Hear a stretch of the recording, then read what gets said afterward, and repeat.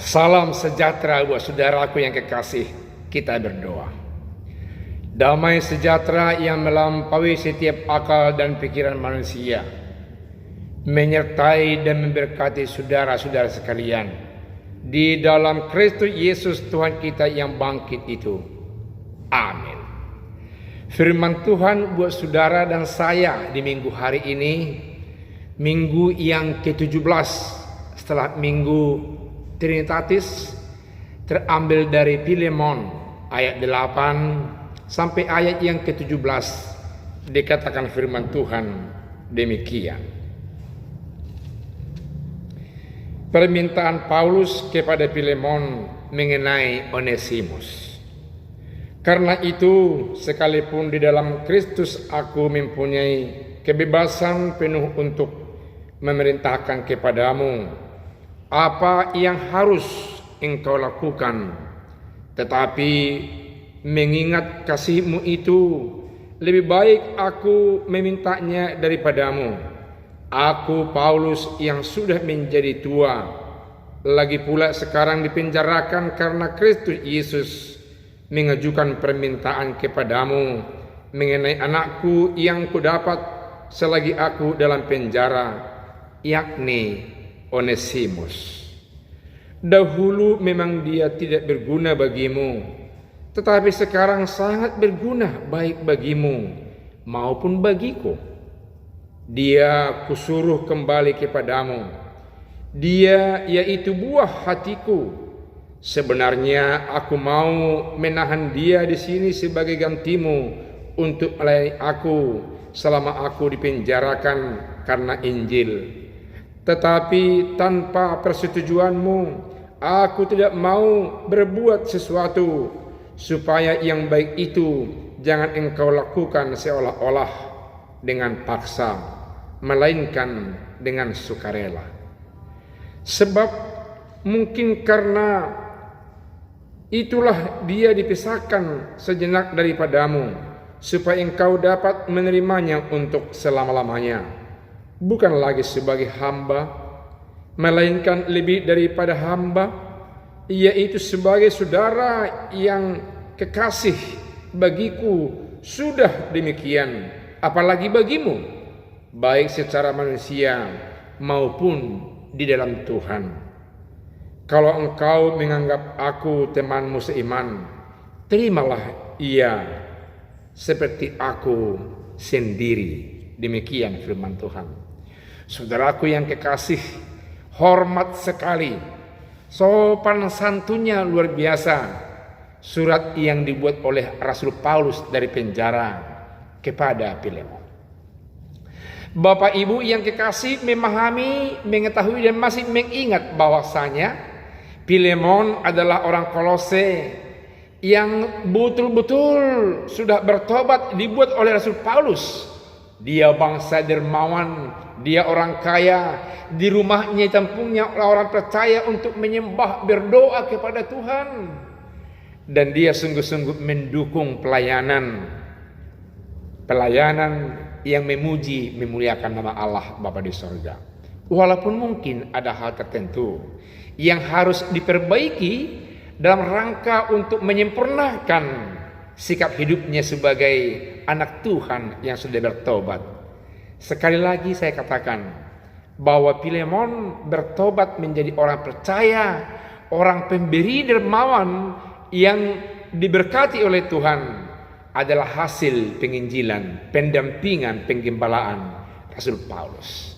Kini kita mendengarkan dalam ayat yang ke-8, ayat ke-9, ayat ke-10 bahwa Rasul Paulus bertemu dengan seorang namanya Onesimus di penjara.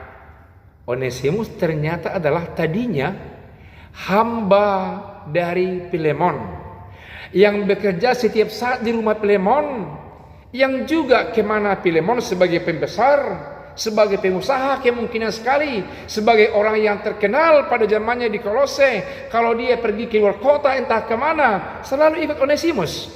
Tapi pernah Onesimus melarikan diri, menghilang dari peredaran sang tuannya Filemon.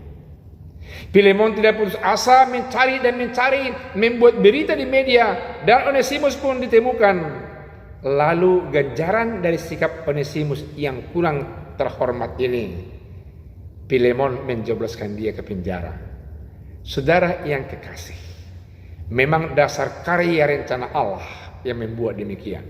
Rasul Paulus, rasul yang terkenal pada zamannya, yang sudah membuat orang-orang terkenal pada masanya, di tengah-tengah masyarakat, di pemerintahan, di lapangan yang sangat berpengaruh, membuat Onesimus bertobat di penjara, menjadi orang yang sungguh-sungguh betul-betul hormat kepada Tuhan, hormat kepada Tuhan seperti kepada Tuhan yang dulu.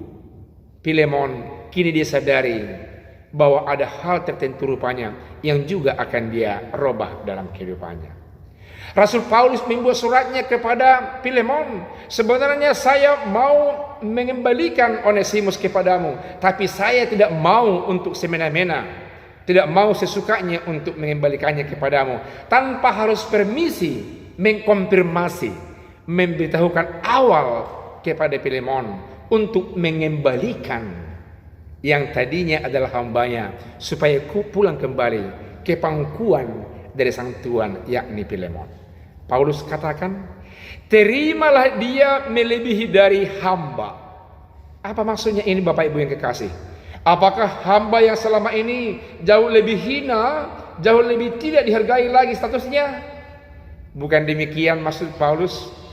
Melebihi hamba, maksud Paulus justru menjadi saudara dalam nama Allah, yang setara, yang tidak diperlakukan seperti hamba. Yang Rasul Paulus menekankan agar Filemon menerima kembali Onesimus, menerima melebihi dari seorang hamba, sama seperti saudara di dalam nama Allah, sama seperti saudara yang setara di dalam Kristus Yesus, yang sungguh-sungguh membebaskan dia dari pandangan status sosial yang memberikan gambaran selama ini bisa teraniaya, bisa dihempas, tapi kini lebih diangkat, walaupun harus bekerja, walaupun harus memiliki tanggung jawab sebagaimana sedia kala.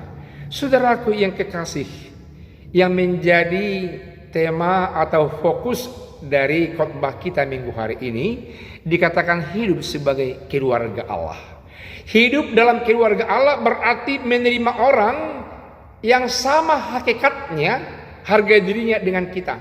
Sekalipun kita sebagai pejabat lebih banyak mungkin materi, lebih diberkati Tuhan, tapi dihindari oleh firman Tuhan ini, jangan melihat sebelah mata terhadap manusia yang lain. Jangan memperlakukan manusia lain seolah-olah harkat dan martabatnya jauh lebih rendah daripada kita. Ya, bekerja silakan bekerja. Memiliki tugas tanggung jawab dan harus diperintah dan dikontrol dan memberikan laporan sebagaimana layaknya, ya. Tapi untuk memperlakukannya di luar daripada kemanusiaan, menindas dan seolah-olah tidak punya harga diri, no. Dan itu yang mau diperbaharui firman Tuhan ini. Perlakukan sesama manusia walaupun berbeda ras, berbeda suku, berbeda bangsa, berbeda keyakinan, berbeda ekonomi dan yang lain.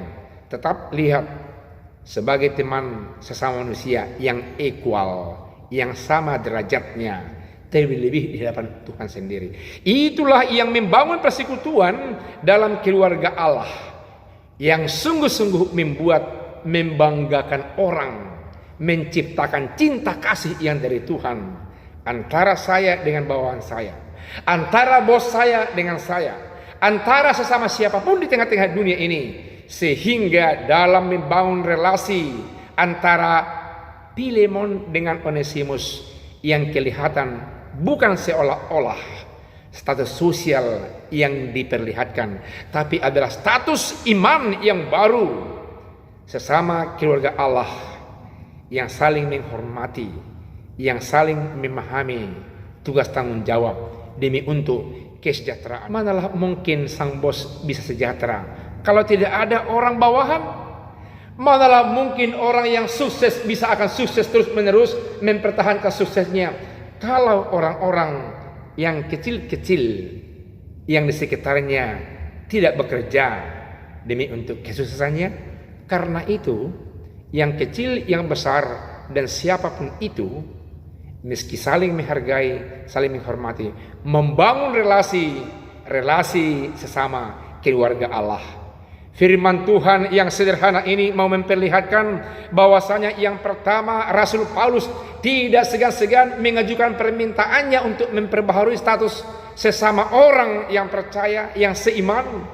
Karena itu tugas saudara dan saya, jikalau melihat ada sesuatu yang tidak beres dalam komunikasi antara satu dengan yang lain, meski secepatnya ambil waktu, ambil kesempatan memperbaharui, menjembatani yang rusak sehingga menjadi baik dan terasa ada Allah yang bekerja di tengah-tengah sesama.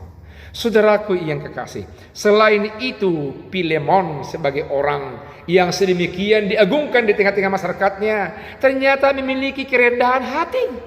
Silakan renovasi, perbaiki, kembali evaluasi saudara-saudara di hati, pikiran dan kehidupannya. Jikalau hal benar dikritik oleh orang, dikritisi oleh sesama, biarlah kita berendah hati untuk menerima, demi untuk memperlihatkan bahwa kita sedang membangun keluarga Allah yang membuat orang sejahtera bersama-sama dengan sesama. Saudaraku yang kekasih, itu artinya mau berkorban demi untuk mengangkat harkat orang yang tertindas, yang terbelakang di antara sesama kita. Yesus Kristus mau berkorban, tertindas mati demi untuk saudara dan saya. Kiranya firman Tuhan ini menjadi pegangan kita untuk memperjuangkan sesama, terlebih-lebih yang tertindas, supaya kelihatan bahwa cinta kasih yang dari Allah sedang kita bangun untuk membangun keluarga Allah demi untuk kemuliaan nama Allah lewat Tuhan kita Yesus Kristus. Amin. Kita berdoa. Terima kasih Allah Bapa yang luar biasa. Engkau senantiasa memperbaiki relasi yang salah, yang rusak, menjembatani ketegangan menjadi sebuah kelembutan. Engkau mempertemukan oleh karena memberikan hati untuk saling mengampuni dan saling menerima. Kami sungguh bersyukur karena Tuhan memakai hambanya Rasul Paulus membuat satu rekonsiliasi antara Filemon sebagai tuan dengan Onesimus sebagai hamba, sehingga mereka menjadi hidup sebagai saudara yang hidup dalam kerangka cinta kasih Allah. Biarlah Tuhan mengajari kami menciptakan konsep-konsep kehidupan yang sedemikian hingga nyatalah perdamaian, nyatalah gambaran kehidupan keluarga Allah di sekitar kami. Dalam nama Yesus kami berdoa. Amin.